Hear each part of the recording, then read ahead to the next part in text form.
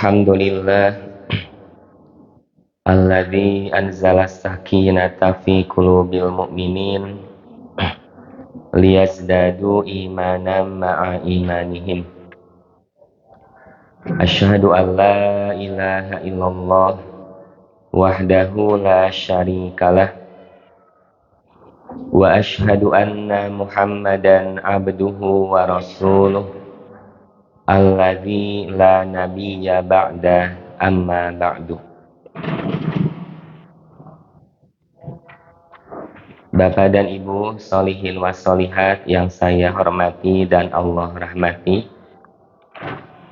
alhamdulillah bersyukur kepada Allah subhanahu wa ta'ala atas limpahan nikmatnya yang tidak terhingga, terutama nikmat yang paling berharga, yaitu keimanan yang masih terjaga pada diri kita, sehingga kita bisa terbangun dari istirahat sejenak, lalu kita bisa melangkahkan kaki ke tempat yang mulia, dan sekarang kita bisa duduk di majelis ilmu untuk bersama mengkaji ayat-ayat Al-Quran, mengkaji hadis-hadis Nabi Sallallahu Alaihi Wasallam sebagai petunjuk dari Allah Subhanahu wa Ta'ala agar kita selamat dalam mengarungi hidup di dunia sampai selamat di akhirat untuk selamanya.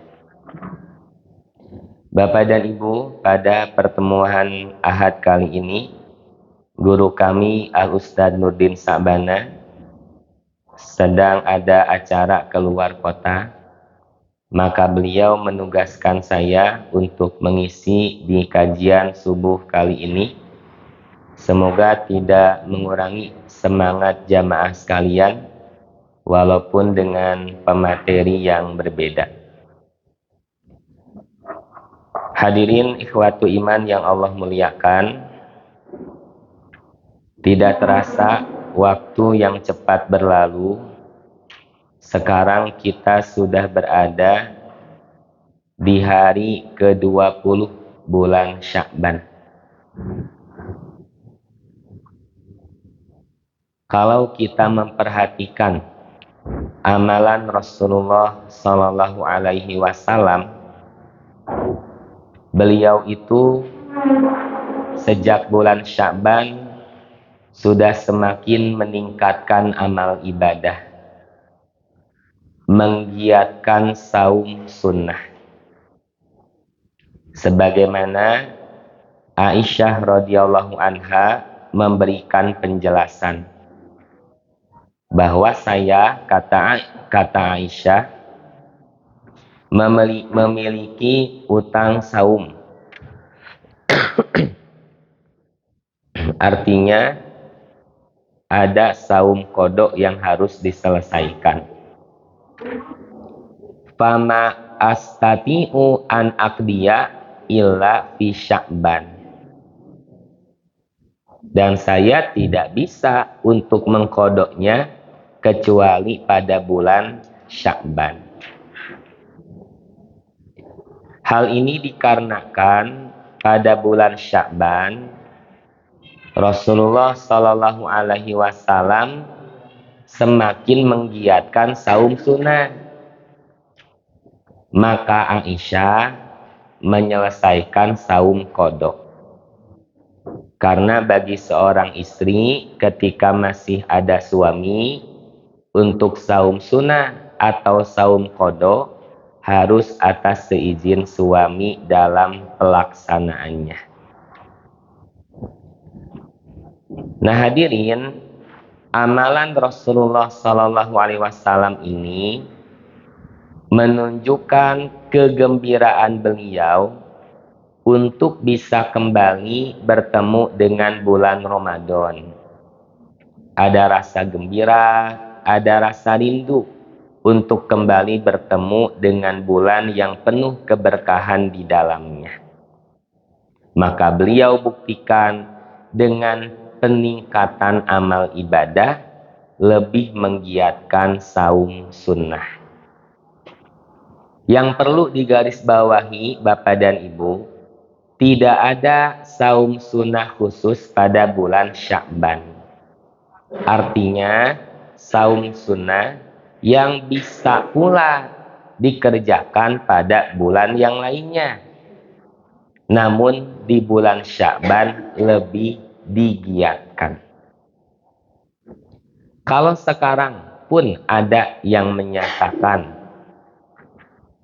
rindu untuk kembali bertemu dengan bulan Ramadan, ada rasa gembira untuk kembali bertemu dengan bulan yang agung. Pertanyaannya, memang di bulan Ramadan ada ibadah apa yang paling utama, Pak? Puasa, Bu, betul. Kalau yang dirindukan ibadah puasa atau ibadah saumnya, kan dari sekarang juga bisa kita mengerjakan saum sunnah. Namun bila pada kenyataannya tidak ada peningkatan amal ibadah, maka bisa jadi kerinduannya sebatas suasana yang berbeda. Resep jenang ngabuburit, nah gitu, Bu. Ada edisi beli untuk takjilnya seueur icalan. Gadituna kenging THR, omset meningkat, liburan, jalan-jalan, mudik gitu. Kalau sebatas itu yang dirindukan, maka tidak aneh.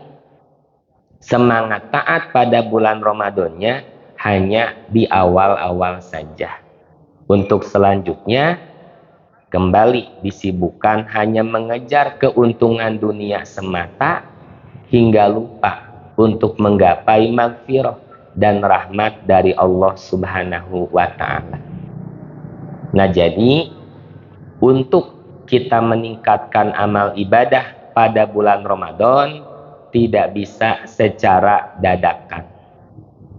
Siapa yang akan berhasil melaksanakan ibadah pada bulan Ramadan?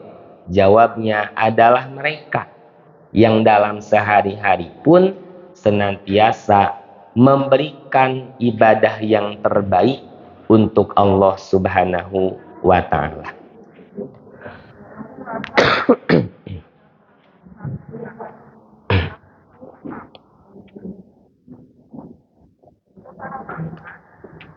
Ada satu hadis Bapak dan Ibu yang perlu kita waspadai, jangan sampai kita termasuk manusia yang merugi.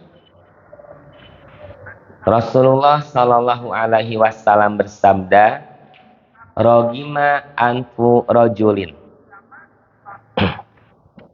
Ini ungkapan dalam bahasa Arab yang menunjukkan keadaan seseorang yang merugi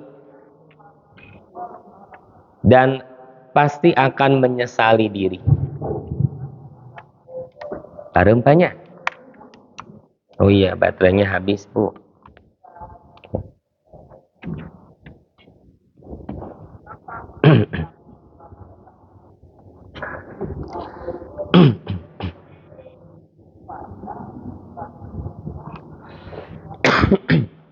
Ya gentosna. Alhamdulillah.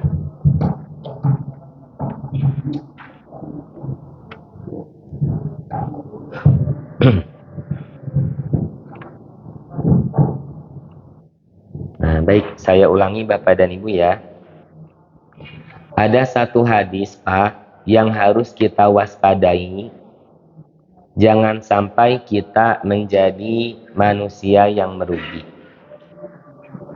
Yaitu Rasulullah Shallallahu Alaihi Wasallam bersabda, "Rogima anfu rojulin." Ini ungkapan dalam bahasa Arab yang menunjukkan keadaan seseorang yang merugi dan kelak akan menyesali diri. Yaitu siapa yang masih Allah berikan umur, Allah berikan kesempatan berharga untuk bertemu dengan bulan Ramadan, tapi ternyata dosa-dosanya tidak diampuni. Nah, inilah yang harus kita waspadai. Artinya orang tersebut tidak ada peningkatan amal ibadah di bulan Ramadan. Saumnya bisa jadi hanya menahan lapar dan haus saja. Infak sedekah yang dikeluarkan bisa jadi hanya keterpaksaan atau sebagai pencitraan. Tidak ada semangat untuk menggapai maghfirah dan rahmat Allah. Maka Nabi SAW menyatakan orang itu pasti merugi, menyesali diri, dan amat sangat disayangkan bertemu dengan bulan Ramadan tapi dosa-dosanya tidak diampuni. Maka sekali lagi, hanya orang-orang yang senantiasa memperhatikan ibadah demi ibadah, mempersembahkan yang terbaik untuk Allah Subhanahu wa Ta'ala, mereka yang akan berhasil dalam melaksanakan ibadah di bulan Ramadan, mendapatkan maghfirah dan rahmat Allah Subhanahu wa Ta'ala. Nah, demikian sebagai pengantar. Selanjutnya kita akan membahas satu tema yang saya beri judul buah dari ibadah.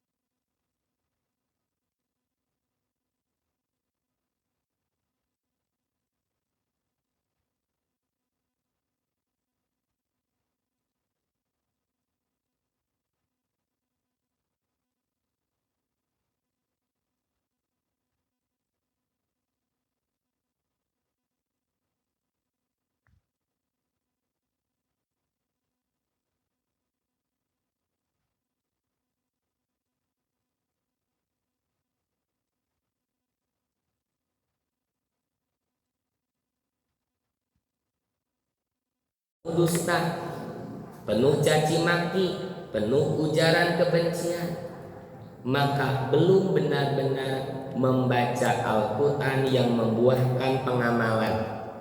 Gitu Pak, belum sempurna, hanya sebatas di lisan saja, belum membuahkan amal perbuatan yang mendekatkan diri kita kepada Allah Subhanahu wa Ta'ala. Nah, ini yang kita perhatikan, yang harus terus kita usahakan agar dari ibadah yang kita kerjakan senantiasa membuahkan akhlak mulia dalam keseharian. Kita masuk ayat pertama Bapak dan Ibu, surah Asy-Syura ayat 20. Allah Subhanahu wa Ta'ala berfirman, A'udzu billahi minasy syaithanir rajim. Man kana yuridu harsal akhirati nazid lahu fi harsi. Barang siapa yang menghendaki keuntungan di akhirat, akan kami tambah keuntungan itu baginya. Wa man kana yuridu harsad dunya nu'tihi minha, dan barang siapa yang menghendaki keuntungan di dunia, kami berikan kepadanya sebagian dari keuntungan dunia. Wa ma lahu fil akhirati min nasib, tetapi dia tidak akan mendapat bagian di akhirat. Ayat ini menerangkan dua keadaan manusia yang melakukan suatu amalan ketika di dunia. Keadaan pertama, diniatkan untuk mendapatkan keuntungan di akhirat. Jadi segala aktivitas apa saja yang kita lakukan, niatkan untuk menggapai keuntungan akhirat, maka akan bernilai ibadah. Gitu Bu. Kita melakukan aktivitas seperti bapak mencari nafkah, ibu beres-beres rumah, kan gitu Pak. Kebutuhan jasmaninya, kita makan, kita minum, kita mandi, kita istirahat. Yang oleh manusia siapapun pasti melakukan hal itu. Namun bagi kita sebagai orang yang beriman, jadikan itu bagian dari ibadah. Kalau kita minum, ya sebatas minum Bapak Ibu, apa bedanya dengan hewan melata lain yang hidup di dunia? Tapi kita minum, diawali dengan bismillah, menggunakan tangan kanan, dilihat yang diminumnya apa, halal atau haram. Maka bila minum seperti demikian, setiap teguknya bukan hanya menghilangkan haus dahaga, tapi bisa membuahkan pahala. Nah, itu baru sebatas minum Bapak dan Ibu. Ini badu dijantenkeun contoh teh ka aya. Ya, yuk cewek saya nanya. Nah gitu Bu. Ya. Jadi siapa yang menghendaki keuntungan akhirat, kami tambah keuntungan itu baginya. Artinya ditambah itu, ya di dunia kita dapat. Contohnya minum bisa menghilangkan haus dahaga. Di akhirat membuahkan pahala. Tuh geningan ayah saya. Alhamdulillah nuh. Jazakallah khair. Tuh ayah. Iya tuh jadi ayah dijadikan contoh. Ya. Gitu Pak ya. Dan kita ketika menginginkan surga hanya mengandalkan dari ibadah mahdoh, terlalu sedikit peluangnya Bapak dan Ibu. Sok sholat berapa menit Bu? Ada yang bilang 5 menit cenah Pak Ustaz. Ya 5 menit sareng wudu, itu berarti sholatnya seberapa menit Bu? Ya, kan itu kan ibadah mahdohnya.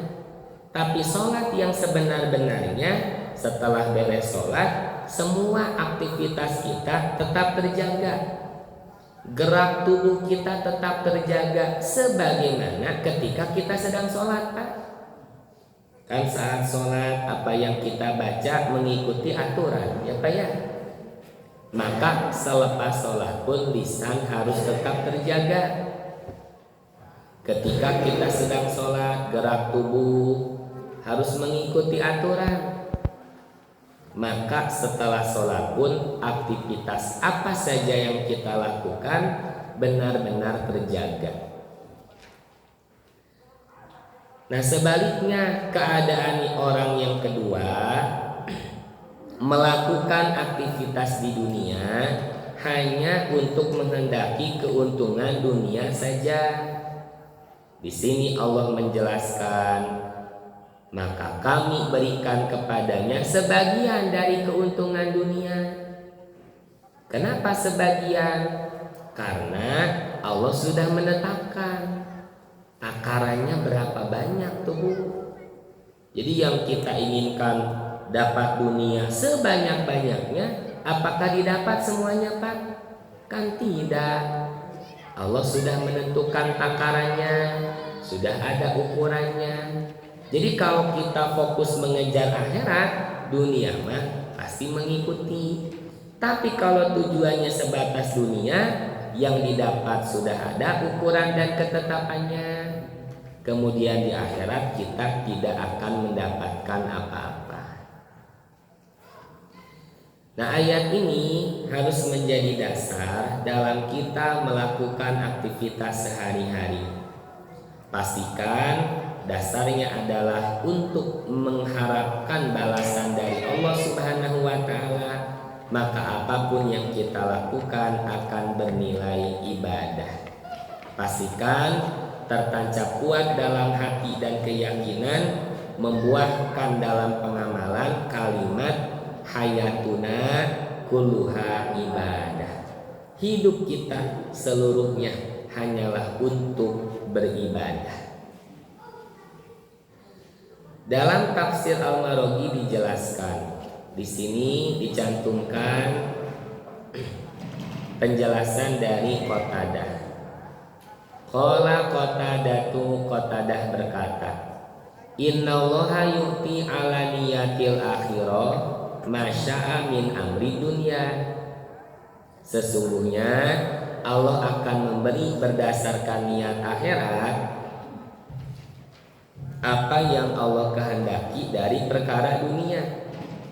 Jadi perkara atau urusannya tentang keduniaan, tapi diniatkan untuk menggapai keuntungan akhirat, maka Allah pun akan memberi berdasarkan niat kita.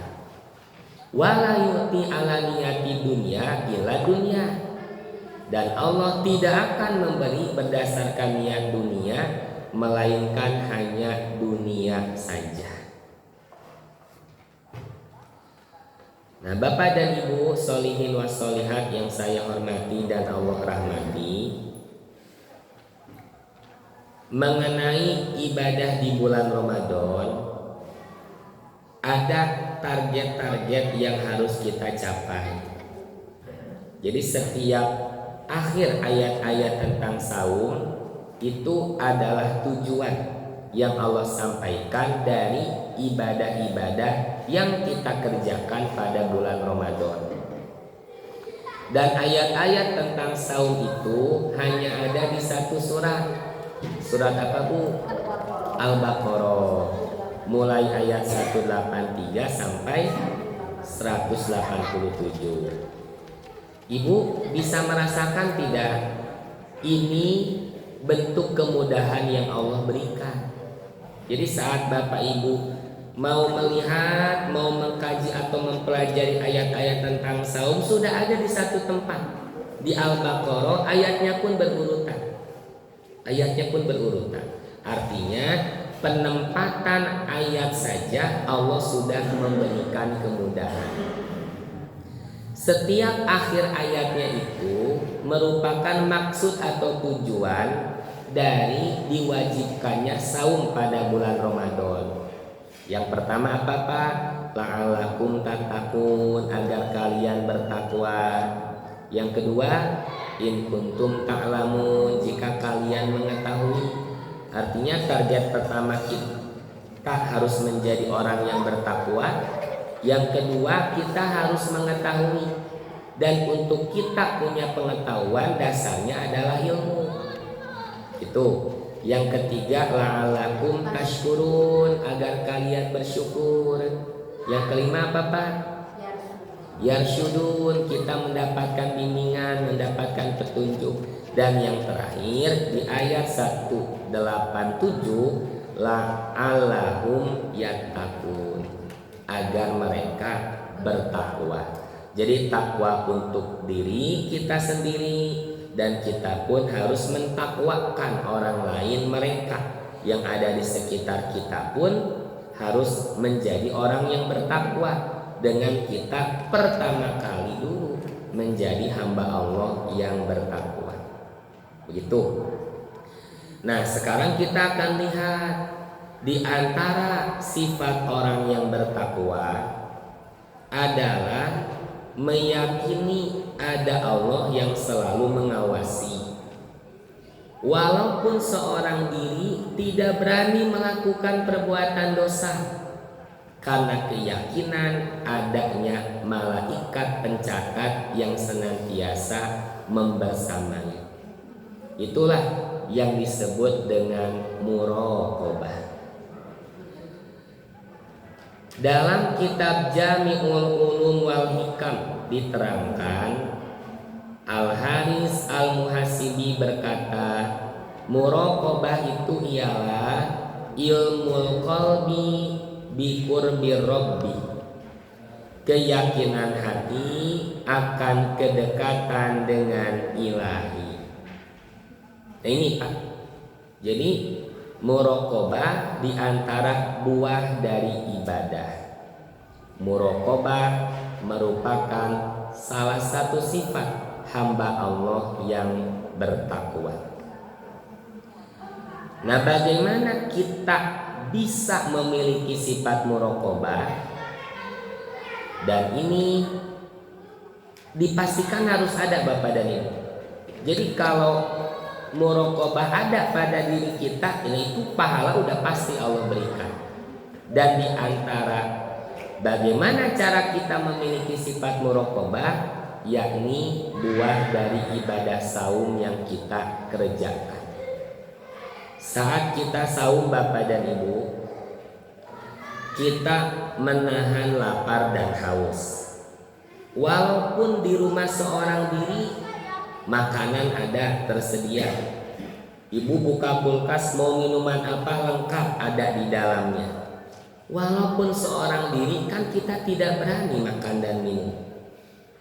Ketika ada orang makan dan minum di luar sepengetahuan orang lain, dirinya tidak bisa membohongi bahwa saumnya sudah batal, sekalipun menurut orang lain dia sedang saum.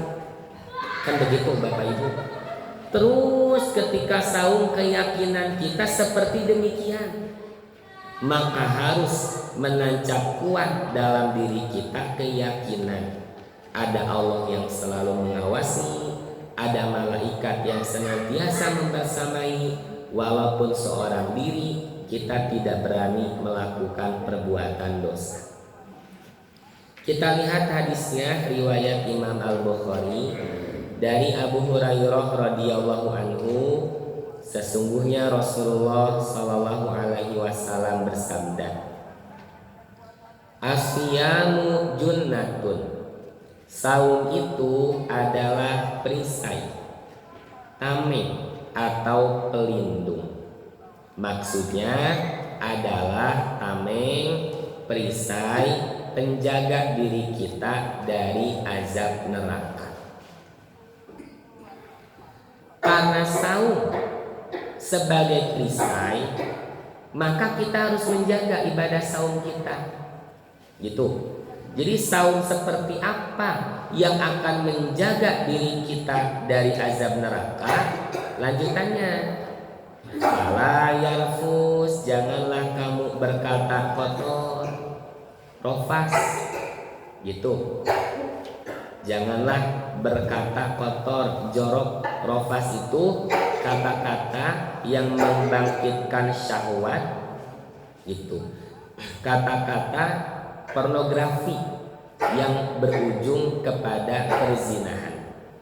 Ya, Ibu ayah saya Bu, pilih ke ayah nu abid sendiri.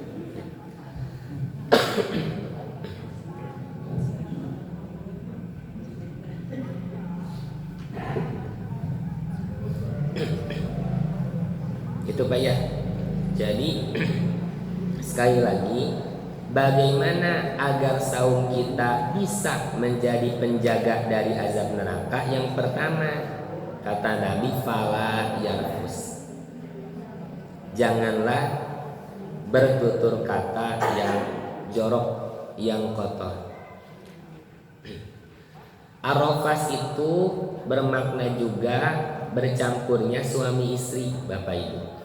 Kalau yang di ayat 187 Allah berfirman, uhillalakum lailatasiyamir rafasu ila nisaikum.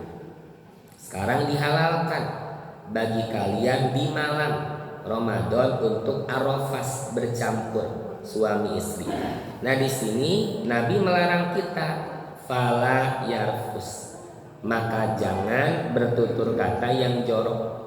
Ya, pornografi yang membangkitkan syahwat yang berujung pada perbuatan mesum atau perzinahan atau hubungan suami istri. Yang kedua, wala yajhal, jangan pula bertutur kata atau bertindak yang bodoh. Jadi kalau arrafas itu kaitan pornografi, kalau wala yajhal kaitan dengan provokasi, Pak. Jadi kata-kata yang berujung pada perkelahian, ujaran kebencian, ya, mengadu domba antara satu dengan yang lainnya. Jangan. Ya, agar saum kita jadi perisai, jadi pelindung dari azab neraka. Nah, di sini menunjukkan Bapak dan Ibu, kalau kita saum menahan makanan minuman yang masuk ke mulut kita itu lebih mudah.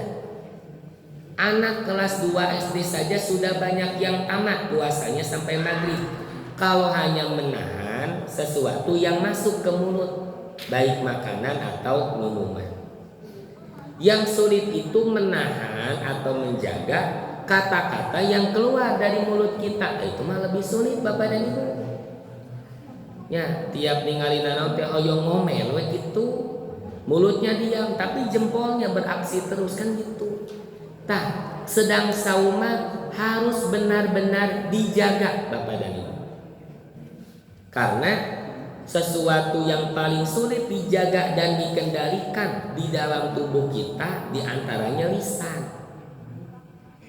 Nanti kekuatan dalam menjaga lisan hanyalah keimanan. Karena Nabi SAW bersabda, "Man kana yu'minu billah wal yaumil akhir." Siapa yang dia itu beriman kepada Allah dan hari akhir, falyaqul khairan. Maka ucapkanlah kata-kata yang baik. Kalau tidak bisa, hendaklah diam.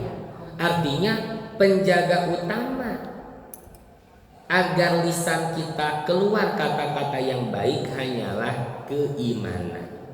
Tanpa dasar keimanan, kata-kata yang keluar dari lisan banyak yang menyakitkan. Banyak kata-kata yang berisi dusta. Kesananya akan jauh dari kebaikan. Tah dengan saum kita dilatih Bapak dan Ibu, dibiasakan untuk benar-benar bisa menjaga lisan. Fala yarfus wala yajhal. Itu. Ketika seseorang lisan tidak terjaga, kata-kata yang keluar masih tetap kata-kata yang jorok, kata-kata yang bodoh, maka percuma saumnya. Ya, saumnya secara hukum sah, tetapi secara pahala tidak mendapatkan apa-apa. Dan ini yang tidak disadari, ini yang tadi dijelaskan Nabi SAW. Keadaan orang yang merugi bertemu dengan Ramadan tapi dosa-dosanya tidak diampuni. Wa ini meruun qatalahu aw syatamahu falyaqul, apabila ada seseorang mengajak berkelahi gitu, mencaci, membangkitkan emosi, falyaqul, kata Nabi, maka ucapkanlah inni shaimun marrataini, sampai 2 kali. Artinya ini bukan sekedar ucapan saya sedang saum, tapi harus ada kesadaran dan pengendalian diri. Jangan sampai mengatakan saya sedang saum bari jeung ambek-ambekan. Bapak tidak tahu saya sedang saum, wah atau tidur parasia kada.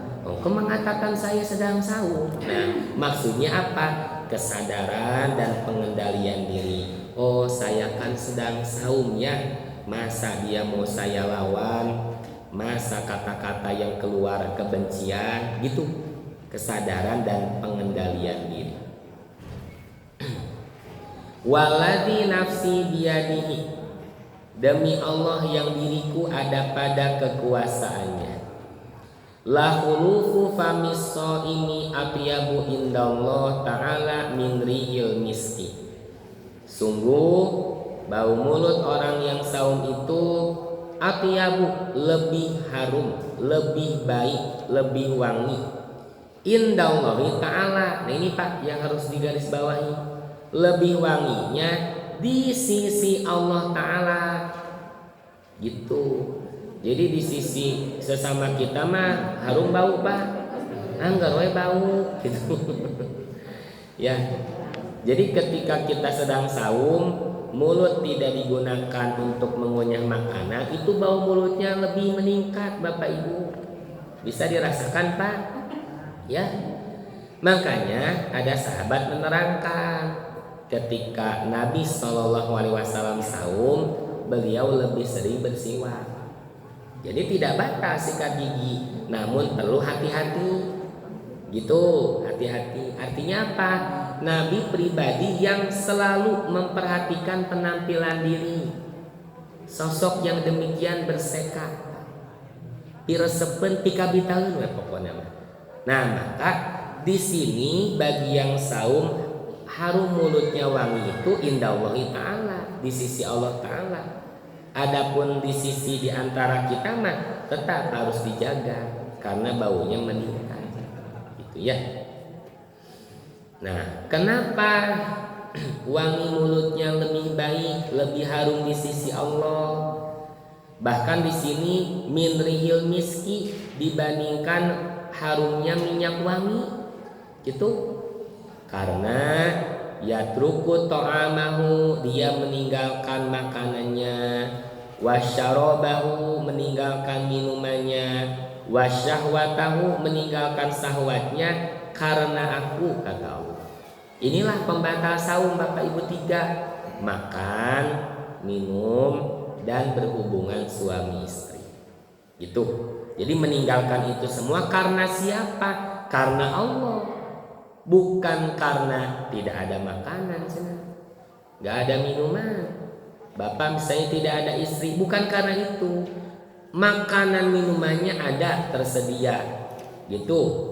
Tetapi ditinggalkan karena mengikuti aturan Allah Subhanahu wa Ta'ala. Asyamu li wa ana ajzi bihi. Saum itu adalah bagiku dan akulah yang akan memberinya pahala. Bapak dan Ibu, di sini Allah menyebutkan saum itu bagiku, padahal hakikat ibadah yang kita kerjakan semuanya untuk kita Bapak dan Ibu. Andaikan banyak manusia tidak menyembah Allah Ta'ala, bagi Allah rugi tidak Bu? Tidak. Wa may yashkur fa innama yashkuru li nafsi. Siapa yang bersyukur, maka sesungguhnya syukurnya itu hanyalah untuk dirinya sendiri. Wa man kafara, siapa yang kufur, fa innallaha ghaniyun hamid. Maka sungguh Allah itu maha kaya, tidak membutuhkan kita. Allah pun maha terpuji, tidak membutuhkan pujian kita. Dan Allah mah sudah maha terpuji. Artinya semua ibadah, bentuk ketundukan, penghambaan itu untuk kita kepentingannya. Lalu kenapa di hadis ini Allah berfirman saum itu bagiku dan aku yang akan memberinya pahala? Di sini dikarenakan saum Bapak Ibu adalah ibadah yang tidak nampak simbolnya, tidak ada atributnya. Kalau ibu bapak sholat, terlihat sholatnya, terlihat gerakannya. Sekarang ibu pergi ke majelis ilmu, terlihat perginya, terlihat duduknya, sampai katingali anu nunutan lagi, kan gitu. Bapak ibu infak sedekah, ada yang dikeluarkannya, terlihat apa yang diberikannya. Apalagi haji atau umroh, banyak atribut yang dikenakan, kan gitu Bu. Tapi saum, nah tidak ada simbolnya, tidak nampak tanda atau cirinya, tidak ada atribut yang dikenakannya.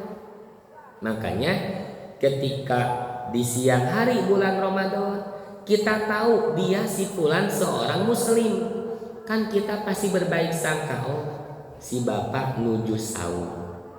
Di luar sepengetahuan kita, hanya dirinya dan Allah Ta'ala yang maha mengetahui segalanya. Makanya ada Bapak Ibu di dekat tempat fotokopian langganan saya, aya warung warteg. Saur si emas fotokopian, Pak, Ustaz cenah kata si Mbak cenah Ramadan mama saya omset meningkat cenah itu lumayan cenah buat mudik.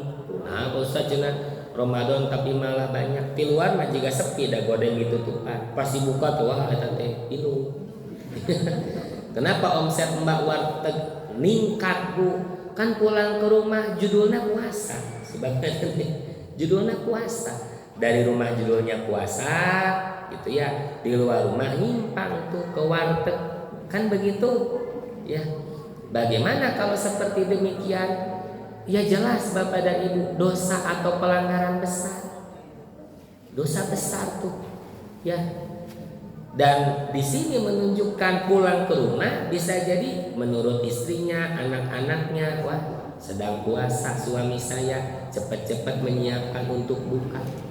Saya dulu pengalaman kuliah Bapak Ibu ada. Jadi di dunia kerja yang hanya mengejar keuntungan dunia semata ini biasa Bapak Ibu. Dulu tingkat teman kuliah Bapak Ibu sudah berumah tangga juga. Ramadan istirahat teh nyawe ke warteg Bu.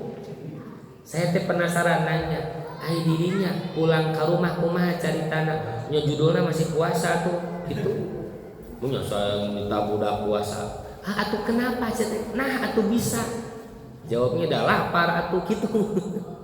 Tuh Bapak Ibu, demikian pada kenyataannya wajar di sini Allah menerangkan saum itu bagiku artinya gak nampak simbol. Teman saya itu pulang ke rumah judulnya masih puasa dan istrinya percaya. Saya yang menyaksikan puasa di mana cete? Nyimpang ka warteg di siang hari dan yang seperti itu banyak Bapak Ibu. Makanya pertama kali yang Allah seru ya ayyuhalladzina amanu, wahai orang beriman, artinya hanya dengan dasar keimanan saum bisa benar-benar dikerjakan, bahkan bukan hanya menahan lapar dan haus, yang lebih utama dari itu menjaga ucapan dan perbuatan. Itu ya. Wal hasanatu bi asyri amsalihha, dan kebaikan itu akan dibalas menjadi 10 kali lipat. Ini minimalnya Bapak dan Ibu. Selebihnya itu dengan bilangan yang tidak terhingga ya. Jadi satu kebaikan dibalas 10 kali lipat. Demikian pula baca Quran Bapak Ibu, satu hurufnya dikali 10 kali lipat. Terus demikian betapa Allah memberikan balasan kepada kita tidak terhingga, tidak terhitung. Nah, sedangkan kita manusia melakukan kebaikan banyak perhitungan terkadang. Allah memberikan balasan tidak terhitung, tidak terhingga. Sok Bapak Ibu, kerja di mana yang bayarannya seperti itu? Bapak kerja sebulan dapat 6 juta dikali 10 kali lipat gajinya. Sok Pak kerja di mana yang kayak begitu bayarannya? Ya. Paling ada gaji ke sabaraha ke 13 ya. Ini mah 10 kali lipat ya. Jadi demikian, kalau kita mengharap keuntungan dari Allah Ta'ala, maka keuntungan itu benar-benar kita dapatkan. Tapi mengharap keuntungan dari sesama manusia, yang ada kita mendapatkan kekecewaan.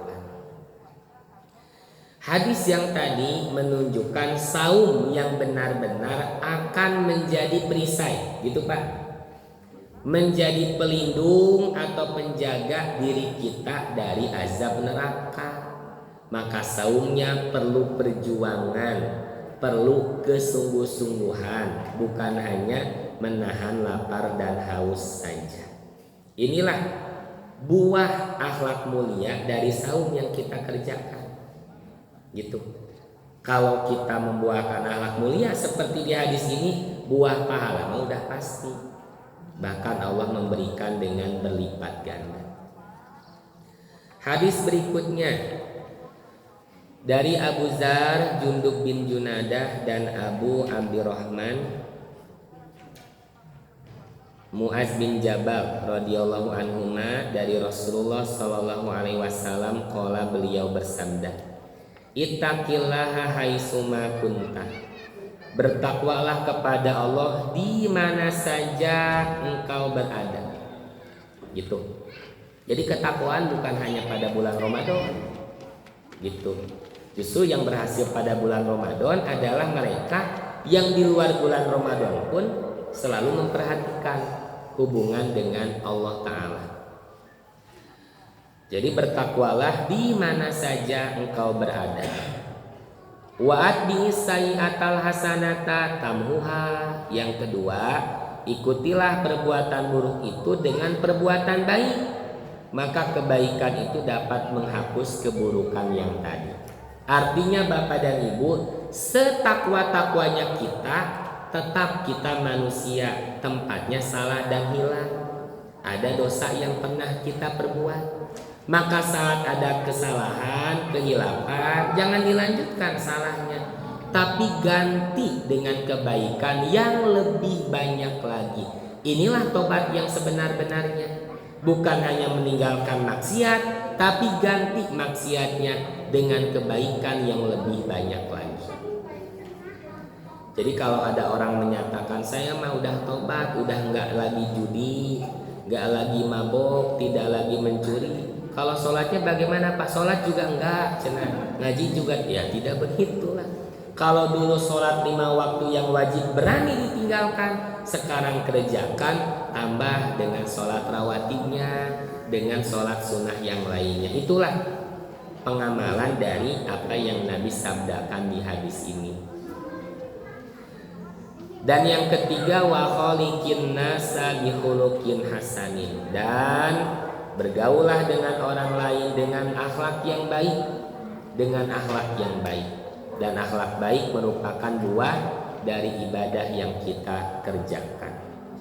Satu lagi Bapak dan Ibu, dari Abdullah bin Abbas radhiyallahu anhuma, ia menceritakan, kuntu khalfan Nabi sallallahu alaihi wasallam yauman. Saya pernah berada di belakang Nabi sallallahu alaihi wasallam pada suatu hari. Yang dimaksud di belakang Nabi ini ketika safar. Artinya Ibnu Abbas dibonceng oleh Nabi sallallahu alaihi wasallam di atas kendaraan. Kenapa dibonceng? Cenah teu sopan, guru anu nyupiran, kan kedahna murid anu nyupiran. Ini kondisi Ibnu Abbas masih kecil, Pak, masih kecil gitu. Beliau bersabda, kata Ibnu Abbas, ya gulam. Nah itu, jadi Nabi memanggil dulu, memastikan Ibnu Abbas ada di belakang, ente nuju nundutan gitu kan, tidak sedang melihat sesuatu yang lain-lain. Kan biasanya di perjalanan banyak lihat pemandangan, lihat sekitar. Nabi memanggil dulu, ya gulam, jangan gitu ya. Nah, oh ada. Itu dipastikan Ibnu Abbas ada dan siap untuk menerima apa yang Nabi sampaikan. Inni u'allimuka bi kalimatin. Sungguh aku akan ajarkan kepadamu beberapa untai kalimat yang berisi nasihat berharga. Perhatikan Bapak dan Ibu, Nabi Shallallahu Alaihi Wasallam memberikan pengajaran tidak selalu resmi di majelis ilmu. Ini kan dalam perjalanan. Jadi dimanapun kebersamaan sahabat dengan Nabi Shallallahu Alaihi Wasallam pasti mendapatkan ilmu yang berharga. Justru ini waktu yang tepat. Bapak Ibu sedang safar dengan keluarga, dengan anak-anak. Di situ selipkan nasihat. Berikan keteladanan yang baik, si anak mudah menerima. Dibandingkan, ya kadir, duduk, gitu Pak. Yuk. Si anak merasa apa? Merasa tidak nyaman ke depannya dan sulit diterima. Tapi kalau dalam perjalanan nasihat berharga, gitu Bu, sedikit gampil katampilan. Seperti di hadis ini. Jadi Nabi memastikan ya gulamna, lalu Nabi menyampaikan saya akan menyampaikan beberapa untai kalimat nasihat kepadamu. Ihfazillah, jagalah Allah, yahfazka, niscaya Dia akan menjagamu. Yang dimaksud menjaga Allah, jangan terbayang kakak menjaga adiknya. Itu. Yang dimaksud menjaga Allah itu adalah menjaga batasan-batasan yang Allah tetapkan. Gitu. Kalau sholat ada batasan waktunya Pak? Ada. Dan sebaik-baik sholat secara waktu adalah fi awali waktiha, di awal waktu. Aurat ada batasannya Bu? Ada. Tak jaga batasan-batasan yang Allah tetapkan. Saum ada batasannya Pak? Ada. Sampai maghrib, kalau sudah maghrib ajilu segerakan berbuka. Saya mah sampai isya juga kuat, jangan. Ya kalau udah sampai batasnya segera batalkan saumnya gitu. Jadi yang dimaksud menjaga Allah, jaga batasan yang Allah tetapkan, jaga hubungan kita sebagai hamba dengan Allah Ta'ala.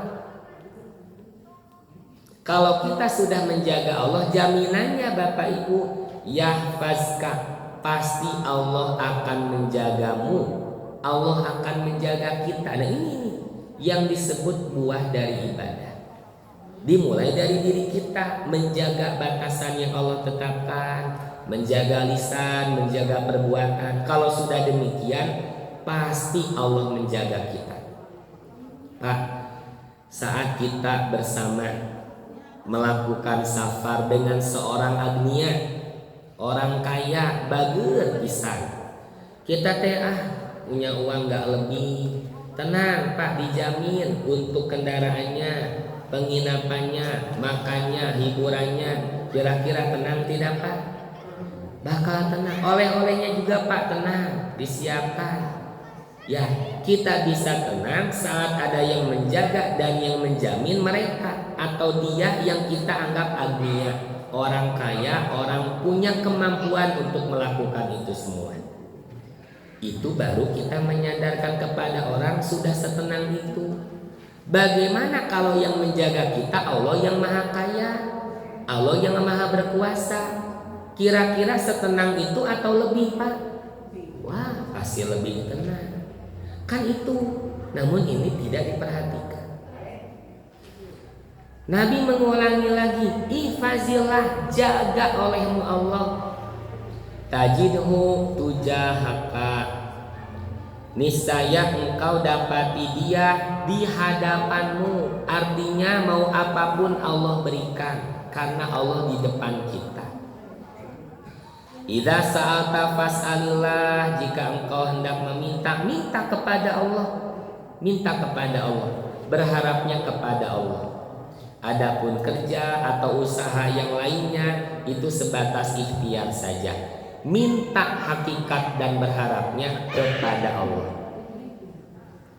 Dan jika engkau hendak memohon pertolongan, mohonlah kepada Allah. Ketahuilah, seandainya seluruh umat bersatu untuk memberimu suatu keuntungan, maka hal itu tidak akan kamu peroleh selain dari apa yang telah Allah tetapkan untukmu. Dan andai mereka bersatu untuk melakukan sesuatu yang membahayakanmu, maka hal itu tidak akan membahayakanmu kecuali apa yang telah Allah tetapkan untuk dirimu. Rufi'atul aqlamu wa jaffatis suhuf. Pena telah diangkat dan lembaran-lembaran telah kering. Artinya segala sesuatu sudah ada dalam ketetapan Allah Subhanahu wa ta'ala. Alhamdulillah, wallahu a'lam bishawab. Demikian jamaah sekalian yang bisa dikaji pada pertemuan subuh kali ini. Semoga menjadi tambahan nutrisi untuk keimanan kita, lebih menjaga lagi ibadah demi ibadah yang kita kerjakan, agar jangan sia-sia, benar-benar diterima Allah Ta'ala, membuahkan pahala yang berlipat ganda dan membuahkan akhlak mulia dalam keseharian kita. Mohon maaf atas segala kekurangan dan kehilapan. Terima kasih Bapak dan Ibu atas kehadiran dan kebersamaan. Insya Allah untuk pertemuan selanjutnya semoga guru kami bisa kembali mengisi. Sehat walafiat semuanya. Kita Allah pertemukan lagi dengan bulan Ramadan di tahun ini, memberikan yang terbaik, sempurna, menjadi hamba Allah yang bertakwa. Rabbana atina fid dunya hasanah wa fil akhirati hasanah wa qina adzabannar. Aqulu qouli hadza wa astaghfirullah li wa lakum. Wassalamualaikum warahmatullahi wabarakatuh. Baik Bapak dan Ibu, sebelum sahabat ada informasi terlebih dahulu. Barangkali yang nanti siang ada keluangan waktu dan kesempatan, kami mengundang kembali insya Allah di tahun 2 di jam 2 ini ada pengajian kembali untuk di hari kedua. Insya Allah yang akan mengisinya guru kita semua, Kiai Haji Dr. Ramdas Kudus Muhammadiyah. Terima kasih. Maka Bapak dan Ibu bisa langsung.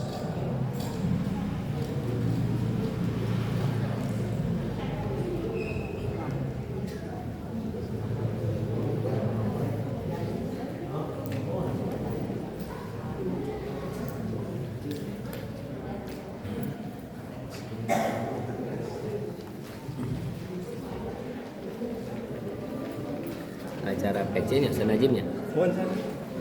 Acara PC sasihan di dia. Sasihan pengajian sentral, What? pengajian cabang. Oh cabang. Dulu. Oh,